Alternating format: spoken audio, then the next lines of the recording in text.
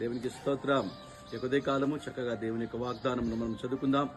పరిశుద్ధ గ్రంథములోంచి ద్వితీయోపదేశ కాండము 15వ అధ్యాయం 6వ వచనంలో గనక మనం చదివినట్లయితే, ఈ దేవుడని యెహోవా నీతో చెప్పి ఉన్నట్లు నిన్ను ఆశీర్వదించును గనుక నీవు అనేక జనములకు అప్పిచ్చేదవు గాని అప్పు చేయవు.